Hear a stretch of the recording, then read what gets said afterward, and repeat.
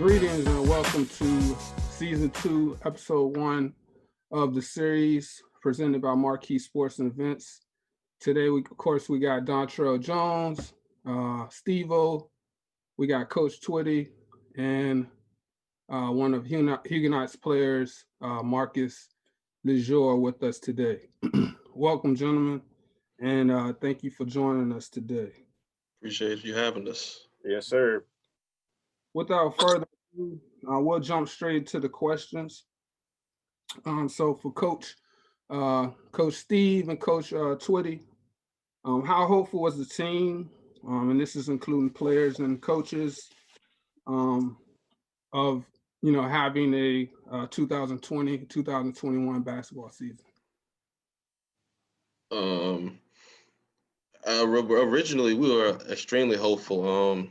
VHSL came out and said that, they would allow winter sports, and all they would do is adjust fall sports. So originally, like later in the summer, early school year, we were really excited. I think as a coaching staff, we kind of, some of that excitement kind of died down as we got closer to October and eventually November, because we weren't hearing anything from the district as far as allowing us to continue to move forward with playing and working out and stuff like that. But at first, we were very hopeful, very excited. And then as we got closer to the basketball season, didn't hear anything from the district. I mean, we kind of like saw the writing on the wall, but still trying to keep a little bit of hope. I think the guys, the players, they were kind of hopeful the whole time, because we didn't really express any of that concern to them, just because we didn't know and we didn't want to put that bad aura out there.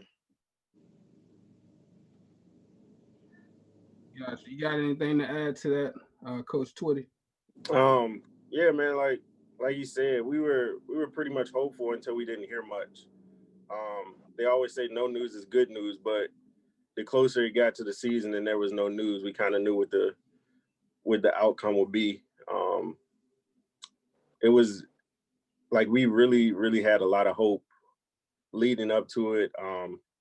We felt like the team had a lot of promise this year. I mean, it was even to the point we started prepping on every team we're playing this year. So, especially when the schedule came out, because they actually had an official schedule. So once the schedule came out, we started prepping for teams, and started going back watching film and everything. So we were actively getting ready for the basketball season. So, Steve and Twitty, what's the current mind state of the basketball program at Huguenot? We're still focused.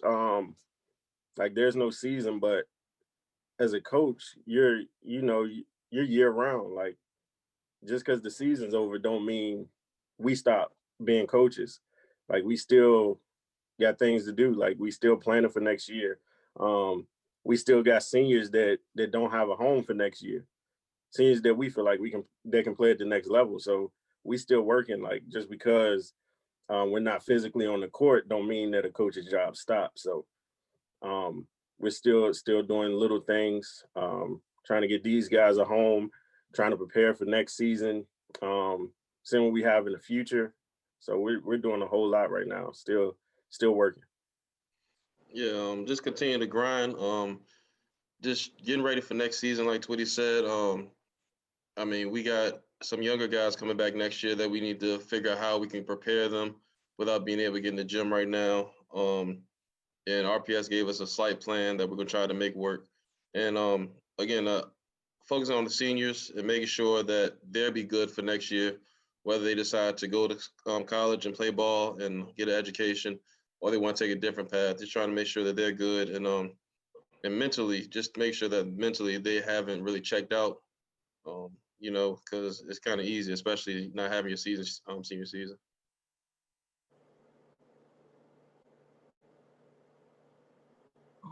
Awesome. Thank you for that, providing that detail. Definitely coaching never stops. Now to get a point of view of a player, Marcus, my question for you is, how difficult was it to accept that the 2020-2021 basketball season, high school basketball season was over, or was canceled? It was very difficult, especially because I'm a senior. I feel like this gonna be my year. This was supposed to be my year. Pick up all my offers and everything because I don't have no offers. Feel me? It was difficult, very difficult. I understand that, and we definitely hope that I know Coach Twitty, Coach Armstrong, Coach Brown, definitely going to be working to help you, see your dream come true of playing on the next level, come true. So, you know, just keep working, keep pushing, and do everything you can do to, and everything that you can control. That's all you can do at the moment. So without further ado, we'll bounce the next question to the coaches. I'll let you take it. Sure. Yeah, for the coaches, how difficult is it to connect with the players right now? It's not as difficult for us only because we have such a great group of guys, and Marcus and we have a couple other guys that have been our leaders for the past couple of years. So even if we're having trouble getting to one of the players, we reach out to them, and they usually do a good job making sure they do what they need to do. I have heard personally from other coaches that it's been kind of difficult to connect with some of their players. A lot of these guys use basketball as a motivator for school. And so once winter sports was canceled, they kind of checked out. So we did hear that. So we've done some things like create a Google Classroom with all our guys so we can stay connected with them. We have a group text that we're constantly in communication with the guys, and just trying to get them together as much as possible online. Even if we really don't have much to tell them, just so they can be around each other virtually in a safe environment. Yeah, I mean, we've been in constant communication since before they canceled our season. So it was like a seamless transition. Like they say the season's over. We were still communicating from back when our season was over in February. Like we never stopped that communication. So I don't think is that difficult for us per se, because we keep that bond. We got that bond. We got that rapport with our players that regardless of what goes on, we're gonna make sure we stay in contact with them. We're gonna make sure we're checking on their mental health. We're gonna make sure we're checking on how they're working out and everything. So we're making sure we put that back work in back when our season was over. So it was just like a seamless transition for us. Good. I'm glad to hear that you all coaches are still working to keep the guys connected. It's definitely important during this time where we, normally we can engage and those of us who kind of depend on connecting with people as to get energy and things like that. It's definitely important to at least create that space virtually where people can engage and interact with each other. So definitely glad to hear about that. Next question for the coaches. So how are coaches working with the players to prepare them for the future? For next season or just their future goals in general. Like I said, we've been in constant communication since February, March. So working out, that's been the main goal.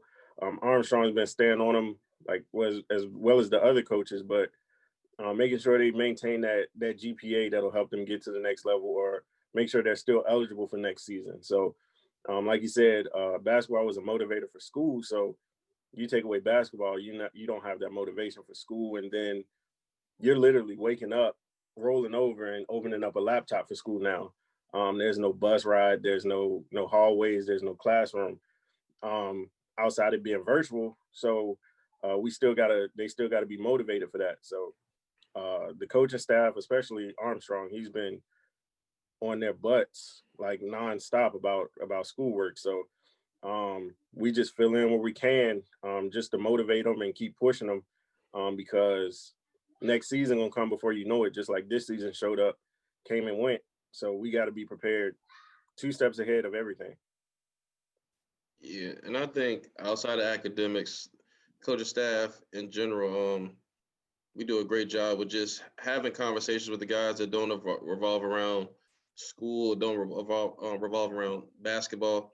It's just everyday conversations. I know myself, I have a couple group texts where it involves all our guys and all the coaches, or just some of the guys.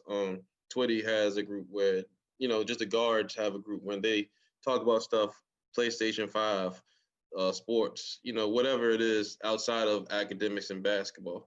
So just trying to show them that there are other things, other opportunities out here in life. And one of the message from the district that they want us to really focus on is letting the guys know that things aren't gonna always go your way. So what are you gonna do to continue to push forward? And I think with like Twitty said, I try to do the academics. We all do the basketball, but we're talking about stuff outside of those two aspects because life will go on. You'll still have some other challenges that might not go your way. So what now? What next? What are you going to do now? Now that you presented with this challenge, what are you going to do next? So it's a struggle. It's different. COVID has presented some challenges, but I think we're doing the best we can and just staying connected with our guys. Well, speaking of the guys, Marcus, what are you doing to prepare for your basketball future? I was working out outside, but it got too cold. So I'm trying to get a Y membership and stuff now. Work out with my family and stuff. Good. Yeah, keep working out. I know it is cold out here now, so I guess just keep trying to connect with different people. I know some people I see, they're kind of I guess figuring out who has access to different gyms and things like that. So just keep your eye out on that and talk to your teammates and stuff and see what they know. And I would say one of the good things about Marcus, when we got to school last March, and they gave instructions for what students had to do in order to get the credit for last school year and continue on this year.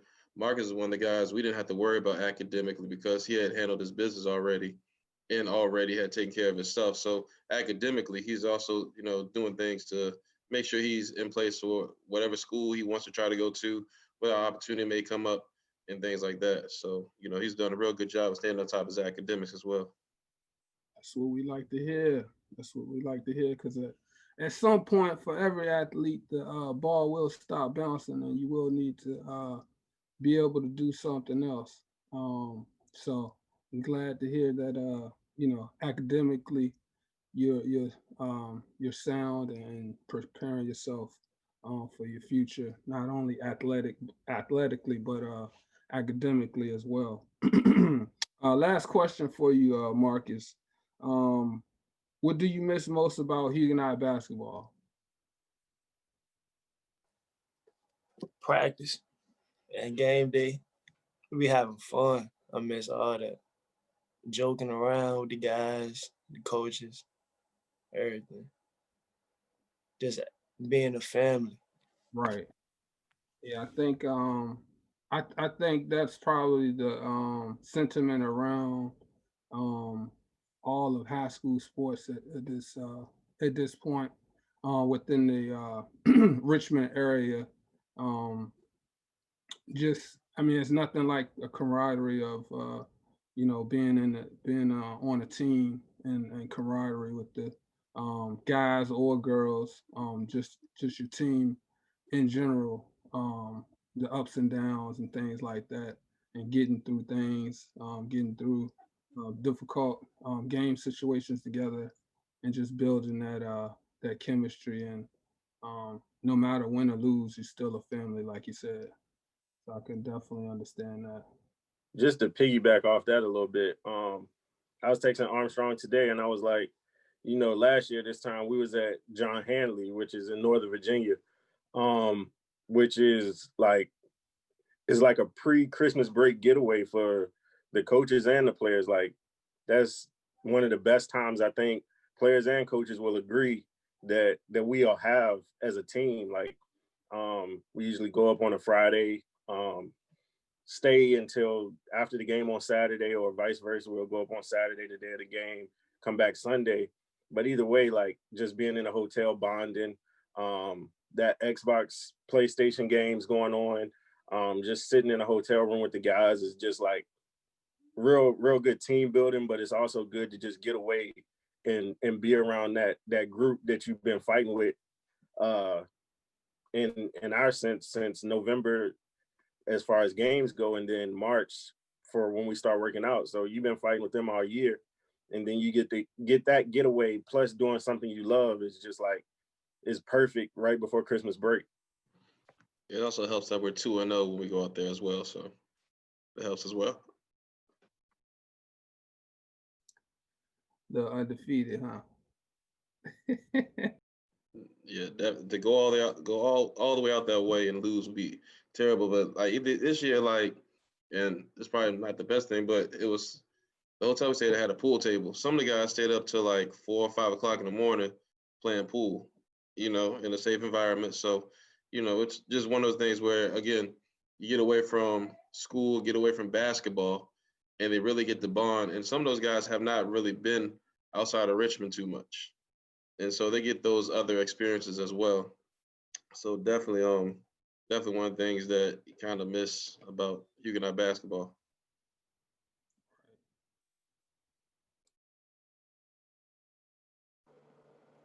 And I think I want to wrap this up with one quick question from Marcus. Marcus, you got Coach Armstrong here, you got Coach Twitty here. Let us know who's your favorite coach. I ain't saying it. I ain't got a favorite. Feel me? I don't pick and choose. Come on, man. Don't try to do that to him, man. I don't pick Family over here, man. Loyalty of everything, man. loyalty of everything. Hey, I thought we might get one, man. I would have said KB since he controlled the playing time, but that's just that's just me. But we definitely appreciate you guys' time. Huguenot basketball is definitely in good hands. Appreciate again you guys stepping up. Marcus, best of luck with everything going on in the future. Finish the school year strong, and those basketball opportunities will show up because everything works out always in the end. But appreciate everybody. You guys have a great night. Appreciate y'all. Yeah, Hey, thank you, man.